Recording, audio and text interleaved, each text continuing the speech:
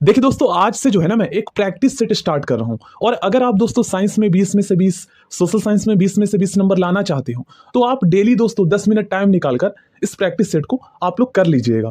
ठीक है ना। चलिए स्टार्ट करते हैं।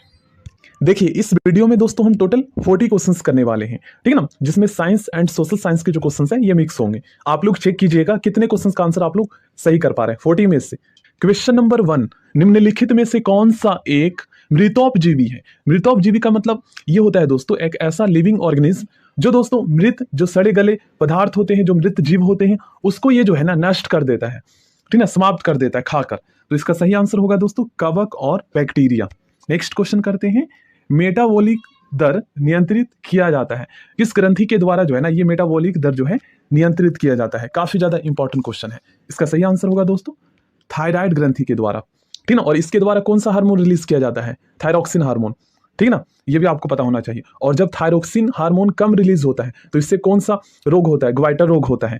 ठीक ना, याद कर लीजिएगा। और ग्वाइटर रोग कब होता है? आयोडीन की कमी की वजह से। नेक्स्ट क्वेश्चन, सिक्रेटिन हार्मोन स्त्रावित होता है किसके द्वारा स्त्रावित होता है? तो ये दोस्तों रिलीज होता है ग्रहणी द्वारा। ये क्या है ना, ये जो ग्रंथि है ये दोस्तों स्मॉल इंटेस्टाइन में स्थित होता है, छोटी आंत में स्थित होता है। ठीक है ना, नाम आपने नहीं सुने होंगे इसलिए। क्वेश्चन नंबर 4, मानव मस्तिष्क में स्मरण क्षमता कहाँ होती है? मानव मस्तिष्क में दोस्तों स्मरण क्षमता ये सेरिब्रम में होता है। ठीक ना। और अगर आपसे पूछा जाए दोस्तों कि हमारे शरीर का मोटर डेवलपमेंट और समन्वय, ठीक ना, कोऑर्डिनेशन का कार्य कौन करता है? तो ये दोस्तों लघु मस्तिष्क करता है। और लघु मस्तिष्क को हम क्या कहते हैं? सेरिबेलम कहते हैं। ये हमारे ब्रेन के पीछे वाले पार्ट में स्थित होता है। ठीक ना, सेरिबेलम। और हमारे जो ब्रेन का सबसे बड़ा वाला जो भाग होता है ये सेरिब्रम होता है, सेरिब्रम। ठीक है ना, ये सबसे महत्वपूर्ण भाग है। नेक्स्ट क्वेश्चन, निम्नलिखित में से कौन एक यूकैरियोटिक जीव का उदाहरण नहीं है? इसका सही आंसर होगा दोस्तों जीवाणु। देखिए यूकैरियोटिक जीव ऐसे जीव होते हैं जिसमें केंद्रक पाया जाता है। ठीक ना, उसके कोशिका में केंद्रक पाया जाता है। आई होप आपको समझ में आया होगा। लेकिन दोस्तों जीवाणु और विषाणु और माइकोप्लाज्मा ये सभी जो है ना ये प्रोकैरियोटिक जीव के अंतर्गत आता है क्योंकि इसमें केंद्रक नहीं पाए जाते हैं। शरीर की समन्वय प्रणाली कौन सा है? इसका सही आंसर ऑप्शन डी होगा, तंत्रिका तंत्र और अंतःस्रावी ग्रंथि। ठीक ना, अंतःस्रावी तंत्र। ठीक ना, मतलब इसमें ग्रंथि भी आ जाते हैं। क्वेश्चन नंबर 7, निम्न में से किन पदार्थों के कारण जल में अस्थायी कठोरता होती है? इसका सही आंसर होगा दोस्तों option D, magnesium hydrogen carbonate और कैल्शियम हाइड्रोजन कार्बोनेट की वजह से। नेक्स्ट क्वेश्चन देखिए, इसमें आपको जो है ना मैच करना है। देखिए इस क्वेश्चन का सही आंसर ऑप्शन ए होगा। पहले का देखिए वाटर गैस जो है ना ये दोस्तों कार्बन मोनोऑक्साइड और हाइड्रोजन का मिश्रण होता है। ठीक ना। उसके बाद दोस्तों बी का क्या होगा? थर्ड, नेचुरल गैस जो है ये मीथेन और इथेन का मतलब कह सकते हो मिश्रण होता है, या मीथेन और इथेन को नेचुरल गैस के नाम से भी जाना जाता है। उसके बाद दोस्तों सीएनजी। अब सीएनजी में जो है ना 80 से 90% मीथेन गैस होता है। आई होप आपको समझ में आया होगा। और एलपीजी दोस्तों ब्यूटेन और प्रोपेन का जो है मिश्रण होता है। ठीक ना, एलपीजी लिक्विड पेट्रोलियम गैस। चलिए आगे बढ़ते हैं। मानव शरीर में अधिकतम मात्रा में पाए जाने वाला तत्व, इसका सही आंसर होगा दोस्तों ऑक्सीजन। क्वेश्चन नंबर 10, तेज धावकों की मांसपेशियों में निम्नलिखित में से किसके संचयन से ऐंठन आ जाती है? आप में से सभी स्टूडेंट को पता होगा इसका सही आंसर क्या होगा। इसका सही आंसर होगा दोस्तों लैक्टिक एसिड। ठीक है, चलिए नेक्स्ट क्वेश्चन, निम्नलिखित में से किस कोशिका अंगक से लाइसोसोम बनता है? इसका सही आंसर होगा दोस्तों गोल्जी काय से। ठीक है ना। चलिए नेक्स्ट क्वेश्चन, निम्न में से कौन सा रासायनिक परिवर्तन का उदाहरण नहीं है? चेक कीजिए आप लोग।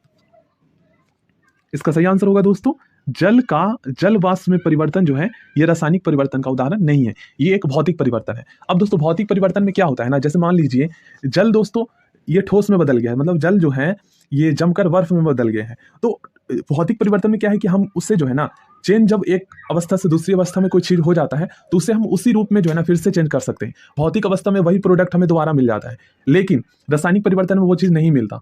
ठीक है ना, ऐसे भी आप समझ सकते हो। यदि कोई वस्तु वृत्ताकार पथ में घुमाई जाती है तो उस पर किया गया कार्य का मान क्या होगा? उस पर किया गया कार्य का मान दोस्तों शून्य होगा। नेक्स्ट क्वेश्चन, जब लघु पथ शॉर्ट सर्किट होता है तो उस दशा में घटित। नेक्स्ट क्वेश्चन, यदि कोई वस्तु वृत्ताकार पथ में घुमाई जाती है तो उस पर किया गया कार्य का मान क्या होगा? दोस्तों इसका सही आंसर होगा शून्य। ठीक है, याद कर लीजिएगा। जब शॉर्ट सर्किट की दशा घटित होती है तो परिपथ में धारा का मान क्या होता है दोस्तों? परिपथ में धारा जो है ना ये पर्याप्त रूप से बढ़ती है। देखो गाइस, आप अगर आपसे पूछा जाए कि शॉर्ट सर्किट के बचाव के लिए जो है ना कौन सा उपकरण लगाया जाता है, तो फ्यूज का उपयोग किया जाता है। अब दोस्तों फ्यूज का उपयोग क्यों किया जाता है? देखिए फ्यूज में जो है ना तांबा टीन और शीशे का जो है ना मिश्र धातु बहुत ही कम गलनांक वाले जो है, मतलब उसमें एक वायर लगाया जाता है। क्यों लगाया जाता है, इसके पीछे का रीजन क्या है? तो वो जो फ्यूज में जो वायर लगाया जाता है ना, वो बाकी जैसे बाकी जो वायर होता है, जो सर्किट होता है, उनके जो गलनांक के मुकाबले काफी कम गलनांक होता है, ठीक ना, फ्यूज का। क्योंकि जब दोस्तों धारा की स्पीड अगर ज्यादा है, मतलब कि करंट जो है ज्यादा वोल्टेज का आ रहा है, तो ऐसे में क्या होगा कि फ्यूज सबसे पहले पिघलेगा, और फ्यूज जब टूट जाएगा तो उसके बाद बाकी चीजें बच जाएगी। तो ये चीजें हैं, ये ध्यान से समझिएगा। चलिए, विरंजक चूर्ण और डीडीटी के बारे में निम्नलिखित में से कौन सा कथन सही है? इसका सही आंसर होगा दोस्तों ऑप्शन सी, दोनों में क्लोरीन यौगिक होते हैं। निम्न में से कौन सा गुण ध्वनि तरंग में विद्यमान नहीं है? ऑप्शन बी इसका सही आंसर होगा ध्रुवण, इंग्लिश में इसे हम पोलराइजेशन कहते हैं। नेक्स्ट क्वेश्चन, उपास्थि कार्टिलेज निम्नलिखित में से किस में नहीं पाया जाता है? कार्टिलेज दोस्तों ये यूरिनरी ब्लैडर में नहीं पाया जाता है। ऑप्शन डी इसका सही आंसर होगा। क्वेश्चन नंबर 18, निम्नलिखित में से किसकी कोई इकाई नहीं है? सापेक्षिक घनत्व का कोई इकाई नहीं होता। इनमें से कौन विषाणु जनित रोग नहीं है? कौन सा रोग वायरस से नहीं फैलता, ये पूछा गया है। तो वायरस से जो रोग नहीं फैलता दोस्तों, ये है क्षय रोग, ठीक ना, ये माइक्रो बैक्टीरिया से फैलता है। बाकी खसरा, पोलियो और रेबीज, ये दोस्तों विषाणु जनित रोग है, ठीक ना, ये वायरस से होता है। नेक्स्ट क्वेश्चन, सिरका और बेकिंग सोडा की अभिक्रिया से क्या बनता है? दोस्तों सिरका और बेकिंग सोडा की अभिक्रिया से कार्बन डाइऑक्साइड बनता है, ठीक है ना। चलिए नेक्स्ट क्वेश्चन करते हैं। क्वेश्चन नंबर 21 में पूछा गया है, महिलाओं में उदर के नीचे निचले भाग के दोनों ओर कितने ओवरीज स्थित होते हैं? ओवरी, इसका सही आंसर होगा दोस्तों ऑप्शन ए, एक जोड़ी। नेक्स्ट क्वेश्चन, प्रकाश संश्लेषण के माध्यम से कुल स्थिरीकृत कार्बन डाइऑक्साइड का लगभग आधा भाग कौन स्थिरीकृत करता है? क्वेश्चन नंबर 22 का सही आंसर होगा ऑप्शन सी, शैवाल। टिड्डी, तितली, बिच्छू, झींगा सभी के संघ के उदाहरण है। ये दोस्तों आर्थ्रोपोडा संघ के उदाहरण है, ठीक है ना। स्ट्रेप्टोमाइसिन प्रतिजैविक किस जीवाणु से प्राप्त किया जाता है? ये एंटीबायोटिक दोस्तों किससे प्राप्त किया जाता है? ये एंटीबायोटिक प्राप्त किया जाता है फिर से मैं पढ़ता हूं, स्ट्रेप्टोकोकस ग्रिसस से, ठीक है ना। नेक्स्ट क्वेश्चन, इनमें से कौन धमनी का कार्य नहीं है? इसका सही आंसर होगा दोस्तों, इनमें रुधिर दबाव के साथ साथ क्या है? इनमें रुधिर दबाव के साथ साथ धीरे धीरे बढ़ता है, ये इसका कार्य नहीं है। क्वेश्चन नंबर 25 का। चलिए नेक्स्ट क्वेश्चन, निम्नलिखित में से कौन कीटों से प्राप्त नहीं होता? इसका सही आंसर होगा दोस्तों मोती, ये कीटों से प्राप्त नहीं होता। बाकी लाख, शहद और रेशम ये कीटों से प्राप्त होता है। ग्रेफिन होता है, ग्रेफिन क्या होता है दोस्तों? ये होता है कार्बन का नैनो प्रतिरूप। नेक्स्ट क्वेश्चन, अधिकांश प्राणियों के जीवित पदार्थ का लगभग 80% पदार्थ क्या है? इसका सही आंसर होगा दोस्तों प्रोटीन, ठीक है ना। मोस्ट इंपॉर्टेंट क्वेश्चन, निम्नलिखित में क्षेत्रफल की दृष्टि से सबसे बड़ा कौन है होता है? यह आपको बताना है। इसका सही आंसर होगा दोस्तों ऑप्शन ए, बायोस्फीयर रिजर्व, ठीक ना।